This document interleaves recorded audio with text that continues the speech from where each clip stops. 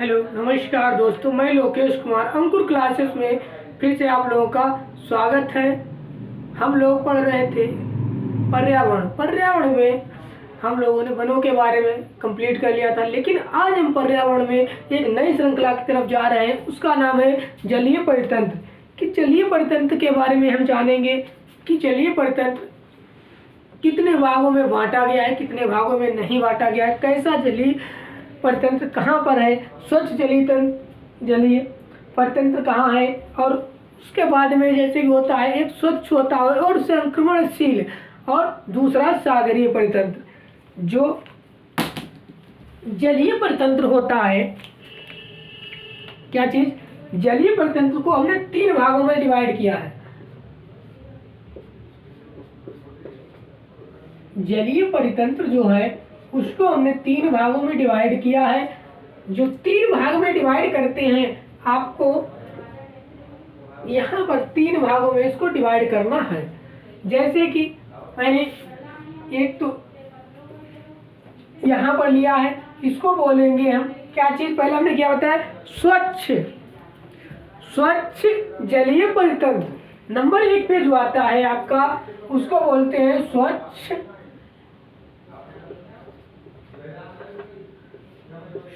जलीय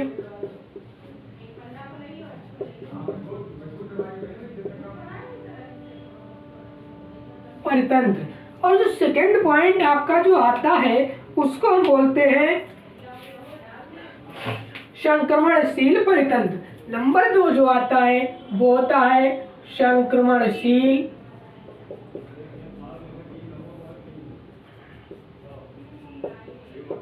नंबर 2 पे आपका आ जाता है संक्रमणशील। और जो थर्ड पॉइंट होता है, थर्ड नंबर आपका होता है सागरीय। क्या चीज, सागरीय परितंत्र। ये तीनों के बारे में हम विधिवत तरीके से चर्चा करेंगे। इनमें क्या क्या होता है। अब स्वच्छ जलीय परितंत्र जो होता है वो क्या होता है, कि स्वच्छ जलीय परितंत्र क्या होता है, इसके बारे में हम देखेंगे। स्वच्छ परितंत्र वो होता है, जैसे कि इसके रिगार्डिंग क्या क्या आता है देखिएगा। एक तो आपका आता है रुका हुआ जल, जैसे कि तालाब और झील में, कहाँ पर, रुका हुआ जल।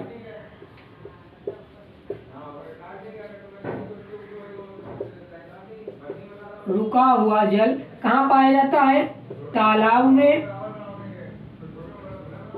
तालाब हो या आपका झील होता है। और उसी के रिगार्डिंग हमको देखने को मिलता है कि एक तो रुका हुआ जल हो गया और एक होता है बहता हुआ जल। क्या चीज, नंबर 2 बहता हुआ जल।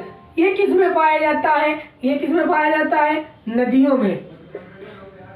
किसमें, नदी में पाया जाता है। वो कैसा जल होता है, बहता हुआ जल होता है, या झरने होते हैं, या नदियां होती हैं। इनमें कैसा पाया जाता है जल, बहता हुआ जल। और रुका हुआ जो जल होता है वो होता है, पाया जाता है तालाबों और झीलों में। ये किसके अंतर्गत आते हैं, रुका हुआ जल और बहता हुआ जल जो है वो आता है स्वच्छ जलीय परितंत्र के अंतर्गत। और उसके बाद में सबसे टफ है, फर्स्ट मेरा जो होगा वो होगा हमारा स्वच्छ जलीय परितंत्र। इसके बारे में हम अच्छे तरीके से, विधिवत तरीके से हम अध्ययन करेंगे। उसके बाद में आपका आता है नंबर 2 पे आता है संक्रमण परितंत्र।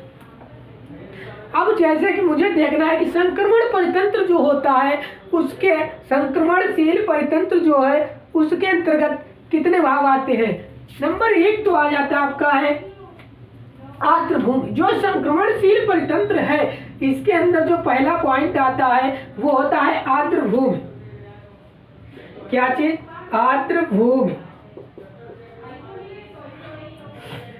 जो आर्द्र भूमि है, आर्द्र भूमि के अकॉर्डिंग। और नंबर 2 जो आता है इसका, वो होता है मैंग्रोव और जो थर्ड पॉइंट इसका बनता है वो क्या होता है, उसको बोला जाता है ज्वर नदीयुम, ज्वर नयुम।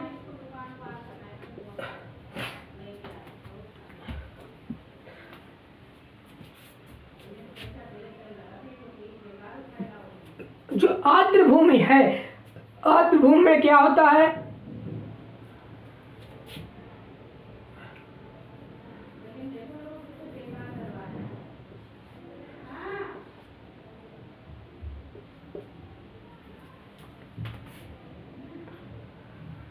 ज्वरंत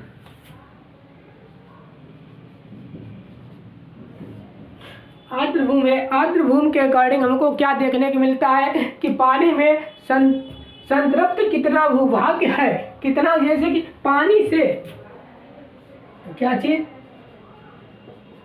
पानी से कितना संतृप्त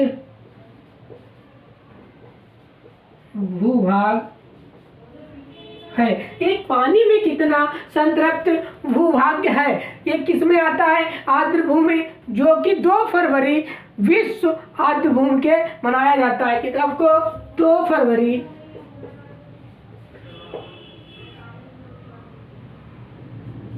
आर्द्र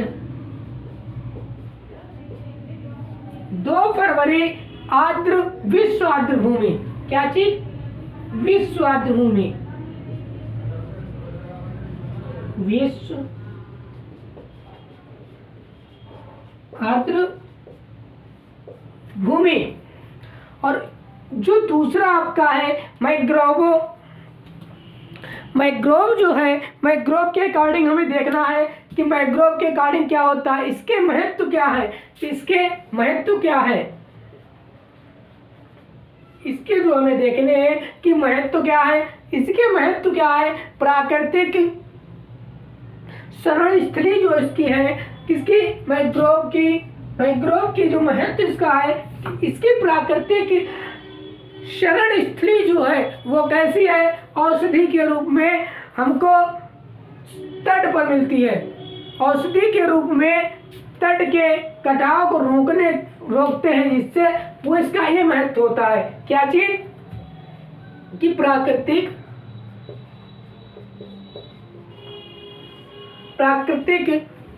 शरण स्थली, क्या चीज, शरण स्थली,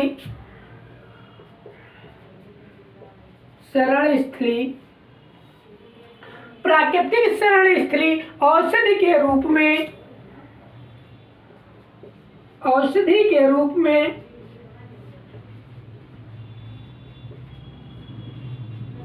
औषधि के रूप में तट के कटाव को रोकते हैं, रूप में तट के कटाव को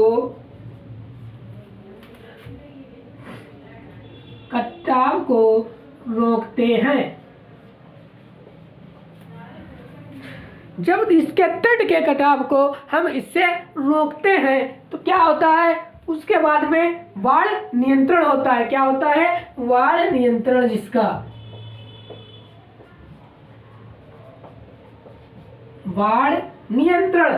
अब ये तीनों मैंने देख लिए हैं, अब उसके बाद में हमें देखने को मिलता है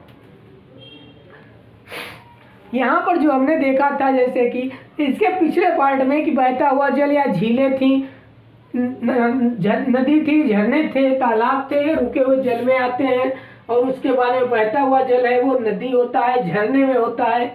इसके बाद में हमने ये देखा है संक्रमणशील परितंत्र, जैसे कि एक झील है, वो हम बताते हैं आपको कि झील का नाम क्या है।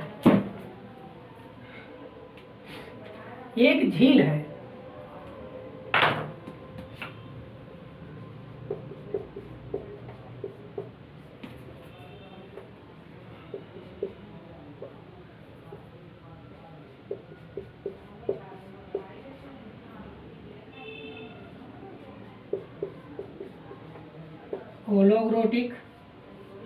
ओलियोग्रोटिक,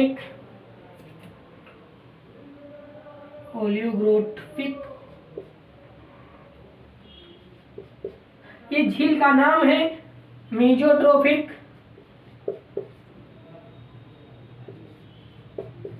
मीजोट्रोफिक।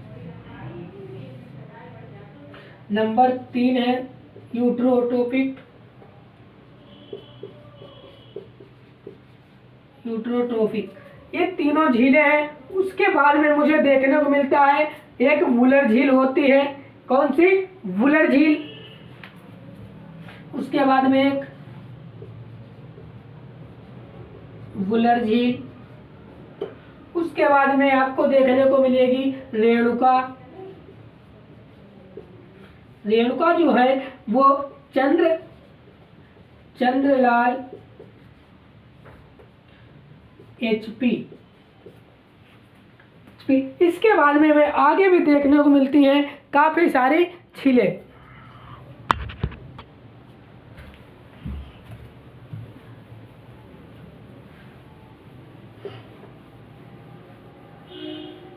आगे हम झीलों के बारे में और इन तीनों के बारे में बात करते हैं कि अलग अलग देखते हैं किसमें क्या होता है, किसमें क्या नहीं होता है। अब यहाँ पर हमने रेणुका झील देख ली थी चंद्रलाल के, जो कि HP के है। उसके बाद में आता है हमारा अशमुंडी। अशमुंडी जो है वो कहाँ पर होती है? वेटनाड में, वेटनाड। उसके बाद में है सांभर। सांभर जो है वो कहाँ की है? केवलदेन की, केवलादेन, केवलादेन। उसके बाद में आती है एक चिल्का झील। एक चिल्का झील है जो कि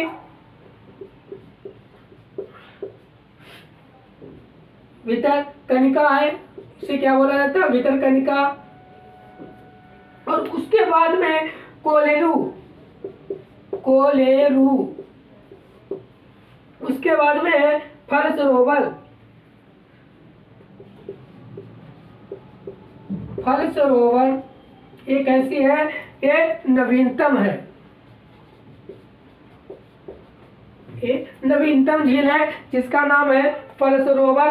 फल सरोवर के बाद में हम देखते हैं कि आगे के क्या। इसके बाद में हम देखते हैं कि हमने दूसरा जो पॉइंट था संक्रमणशील, संक्रमणशील के बारे में हमने पढ़ लिया था। और उसके बाद में हमें मिलने क्या किसके बारे में देखना था? तीसरा जो पॉइंट था वो क्या था? वो था हमारा सागरीय परितंत्र। अब हम देखेंगे कि सागरीय परितंत्र जो है, सागरीय परितंत्र के बारे में। सागरीय परितंत्र, जो सागरीय परितंत्र है इसको हम कितने भागों में अलग अलग करते हैं? एक तो देखिए सागरीय परितंत्र है 3 भागों में होता है। पहला तो आपका हो जाता है खुला समुद्र। पहला क्या होगा? खुला समुद्र। खुला समुद्र हो जाता है, ये फर्स्ट पॉइंट है। और उसके बाद में आता है आपका सेकंड, वो बैरियर द्वीप। बैरियर द्वीप है। और बैरियर द्वीप के बाद में एक और आपका बचता है, उसको बोलते हैं प्रबल भित्ति। क्या बोलते हैं? प्रबल भित्ति। प्रबल भित्ति। इन तीनों के बारे में हम चर्चा करेंगे। ये जो सागरीय होता है, सागरीय परितंत्र है, इसके अकॉर्डिंग उच्च तथा ये प्रबल जो है ये तट रेखा पर पाया जाता है। कहां पर? ये तट रेखा पर होता है। तट रेखा पर जब होता है तो इसके अकॉर्डिंग मुझे क्या देखने को मिलता है? यहाँ पर उच्च तथा निम्न, यहाँ की जलवायु जो होती है उच्च तथा निम्न ज्वरीय। कैसे? ज्वर, ज्वर के मध्य पाया जाता है। किसके? ज्वर, ज्वरों के मध्य पाया जाता है।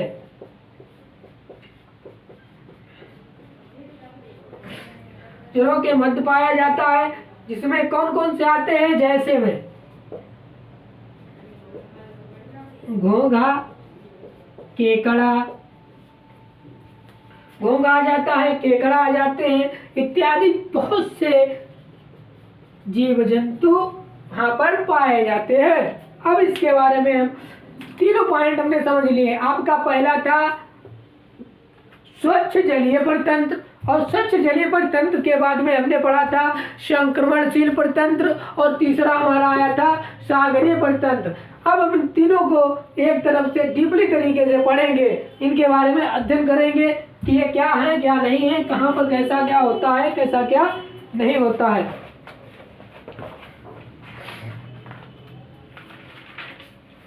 जलीय परतंत्र जो होता है उसके अंदर तीन आती हैं। अब मुझे देखना है कि पहला हमारा जलीय परतंत्र ही आता है, तो जलीय परतंत्र के बारे में हम बात करेंगे कि जलीय परतंत्र क्या होता है क्या नहीं होता है।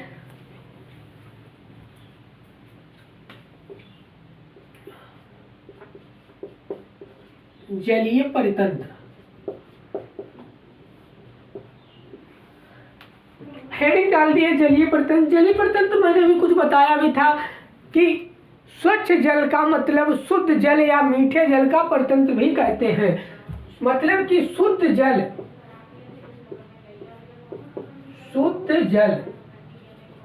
या मीठे जल के, शुद्ध जल या मीठे जल को परतंत्र भी कहते हैं।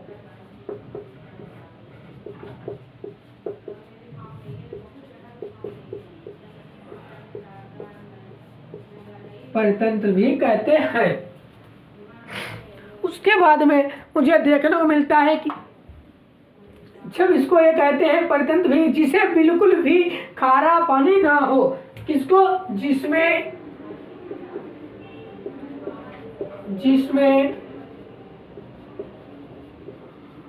बिल्कुल भी खारा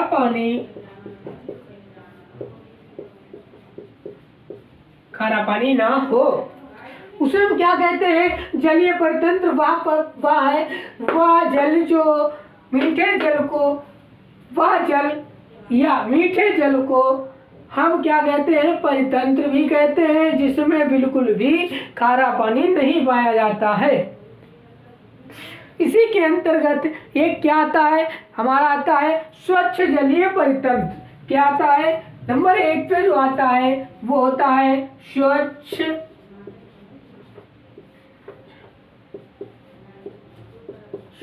जलीय परितंत्र। अब हम स्वच्छ जलीय परितंत्र के अंतर्गत देखते हैं कि स्वच्छ जल जो है वो कैसा होता है कैसा नहीं होता है। इसके बारे में स्वच्छ जलीय परितंत्र को 2 भागों में डिवाइड किया गया था। स्वच्छ जलीय परितंत्र को 2 भागों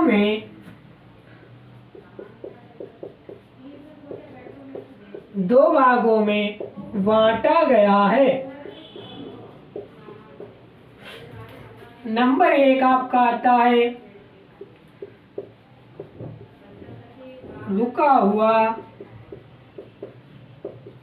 जल, और नंबर 2 जो आता है उसका नाम है बहता हुआ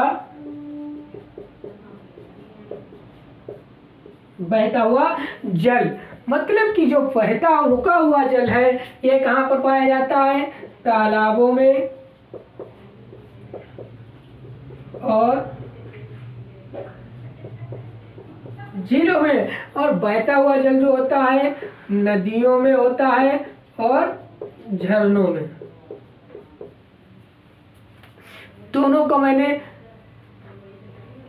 अलग अलग बता दिया है। अब उसके बाद में आता है आपका कि झील जो है, यहाँ पर हमें नया शब्द मिलता है कि झील। तालाब तो हर जगह है लेकिन झील हर जगह नहीं देखने को आपको मिलती है। अब झील के बारे में हम बात करें, झीलें जो है झीलों को 3 भागों में विभाजित करते हैं। कितने भागों में, 3 भागों में विभाजित करते हैं। यहाँ पर झील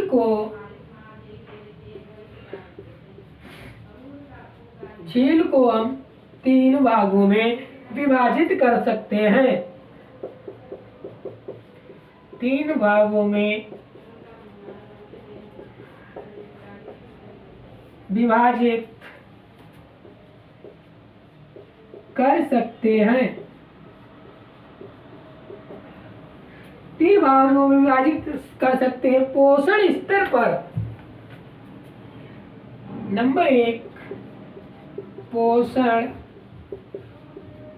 स्तर पर या स्तर के आधार पर, पोषण के आधार पर झीलें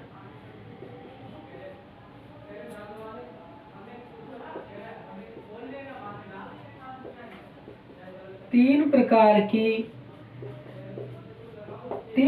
की है। नंबर 1 आपकी आती है झील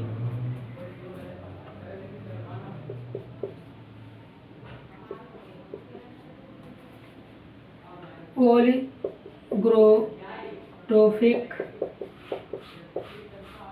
झील।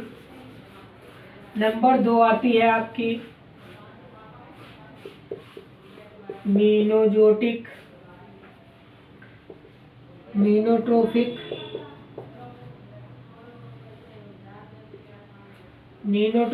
और नंबर 3 जो होता है, नंबर 3 पे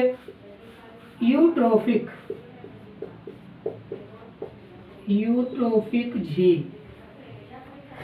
अब हम इन तीनों के बारे में ओलिगोट्रोफिक झील और मोनोट्रोफिक झील और यूट्रोफिक झील के बारे में हम बात करते हैं कि इनके बारे में क्या है, कैसी है, कहाँ नहीं है। इनके बारे में हम विधिवत बात करते हैं।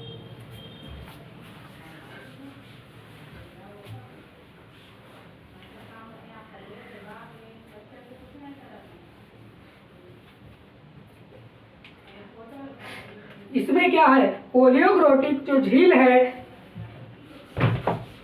जिसमें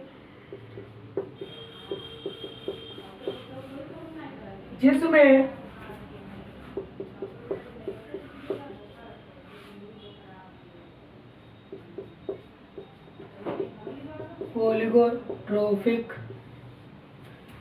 झील अपने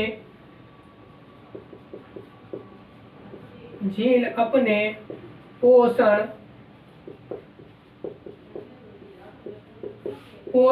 स्तर,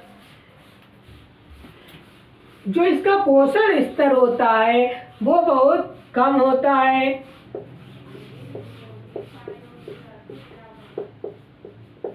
पोषण स्तर बहुत कम होता है। और उसके बाद में जो मोनोट्रोफिक है, हाँ मीजोट्रोफिक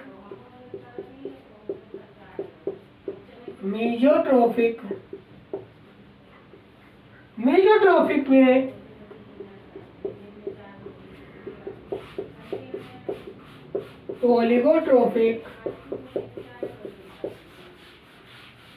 ओलिगोट्रोफिक झील से पोषण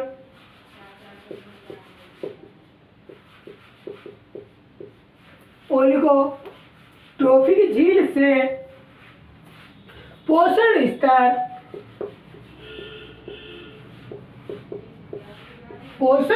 जो होता है कुछ ज्यादा होता है। पोषण स्तर कुछ ज्यादा होता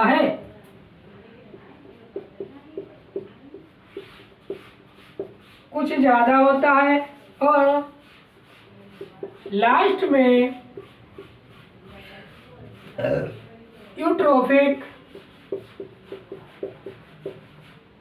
यूट्रोफिक आता है। यूट्रोफिक में सबसे ज्यादा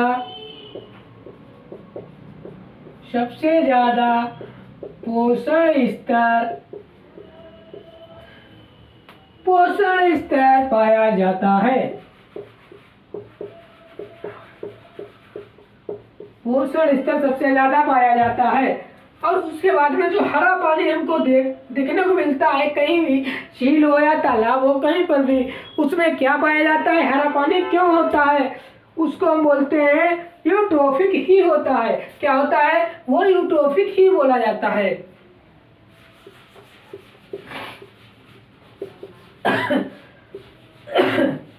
हरा पानी जो भरा होता है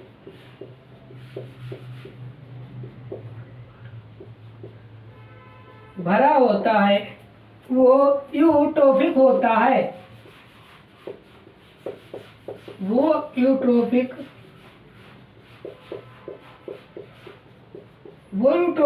होता है।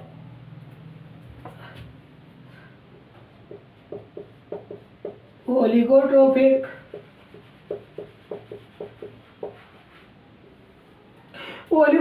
जो है में बिल्कुल ओलिगोट्रोफिक में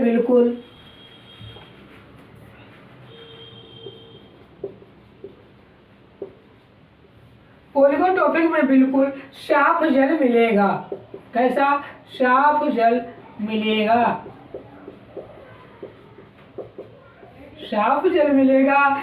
मीजोट्रोफिक जो है, मीजोट्रोफिक में क्या पाया जाता है, मीजोट्रोफिक में थोड़ा हल्का पानी रहता। मीजोट्रोफिक में थोड़ा हरा, कैसा, थोड़ा हरा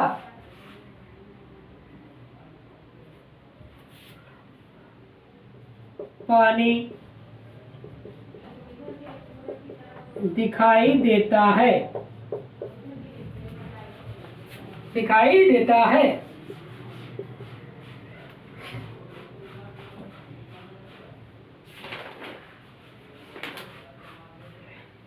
अब इसके बाद में हम देख लेते हैं कि एक आता है बहता हुआ जल।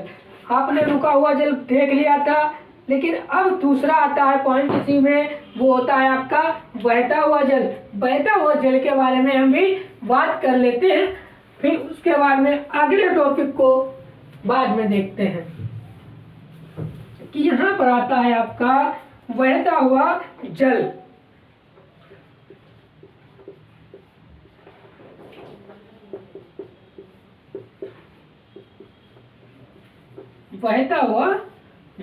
बहता हुआ जो जल है, इसमें क्या होता है, ये कहाँ पाया जाता है, झरने, जैसे कि झरने,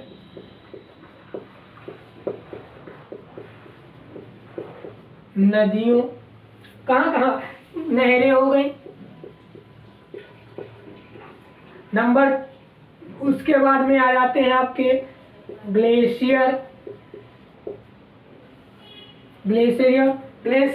इत्यादि बहते हैं।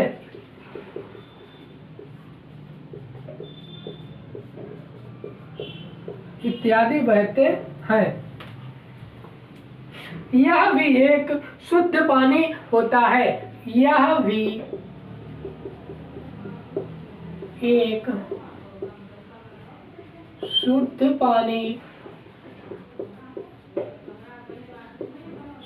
पानी होता है।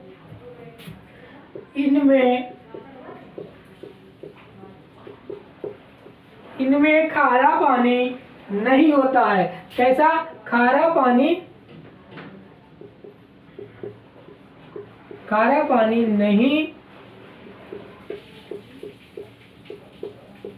नहीं होता है। उसके बाद में हमने बहता हुआ जल भी देख लेते हैं कि कहाँ पर बहता हुआ जल पाया जाता है। इसके बाद में हमारा जो अगला टॉपिक होगा, आज तक के लिए हम बहता हुआ जल तक ही कंप्लीट रखेंगे, लेकिन जो अगला टॉपिक मेरा होगा वो हमारा, हमने क्या रखा था, संक्रमणशील परितंत्र।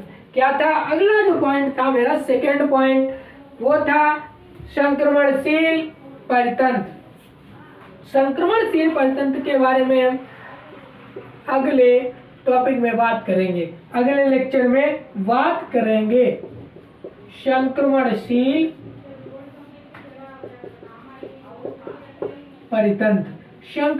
के परितंत्र के बारे में यहाँ पर क्या होता है, संक्रमणशील जो परितंत्र होता है, संक्रमण, एक बात थोड़ा के बारे में आप समझ लीजिए, यहाँ पर क्या होता है, संक्रमणशील वो चीज़ है कि जहाँ पर खारा पानी और मीठे पानी दोनों एक साथ पे मिलते हैं। कैसा? एक खारा पानी हो और एक, जैसे कि यहाँ पर खारा पानी है और यहाँ पर मीठा पानी है, और दोनों ये पानी जब एक जगह मिल जाएंगे, इसकी डायरेक्शन ये बन जाएगी कि खारा पानी शुद्ध पानी में और शुद्ध पानी खारे पानी में, तो इन दोनों का जो मिलाप हो जाएगा, इसको क्या बोला जाएगा?